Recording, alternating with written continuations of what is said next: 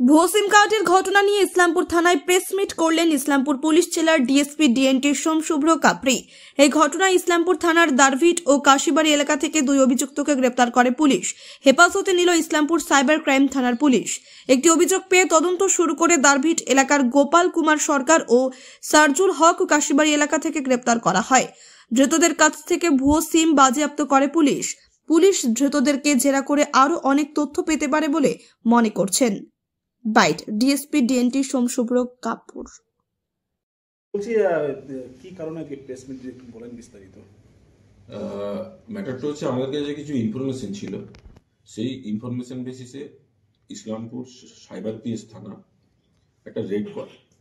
সেই রেডে আমরা দুজন আসামিকে ধরতে পারি যারা অ্যাকচুয়ালি ফেক সিম একটা চক্রের সাথে জড়িত ছিল। তাদের মধ্যে একজন হচ্ছে গোপাল সরকার দাড়িভিটের এবং আরেকজন হচ্ছে সারজুল হক জগদালাবে।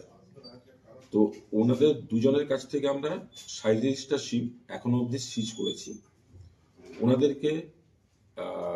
ওনাদের এগেনস্টে একটা স্পেসিফিক কেস স্টার্ট করা হয়েছে এবং ওনাদেরকে 5 দিনের পুলিশ রিমান্ডে নেওয়া হয়েছে। রিমান্ড পিরিয়ডে আমরা ওনাদের কাছ থেকে আরো যে চক্রের সাথে আরো কারা জড়িত রয়েছে বা ওনারা কিভাবে এই জিনিসটাকে সাকসেসফুল করতেন সেটা আমরা খুঁজে বার করার চেষ্টা করব। বলছি ইনফরমেশনটা কিভাবে পেলেন এই দুজনে? ইনফরমেশন আমাদের কাছ থেকে বেশ কিছুদিন ধরে ইনফরমেশন ছিল যে এরকম একটা জিনিস চলছে কিছু এরিয়াতে। তো সেই ইনফরমেশনের বেসিসে আমরা ওয়ার্কআউট করি।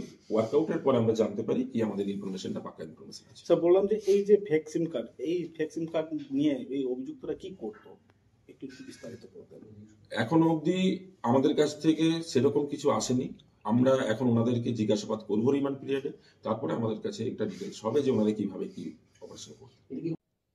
ইসলামপুর থেকে দেবব্রত চক্রবর্তীর রিপোর্ট, কুলিক নিউজ।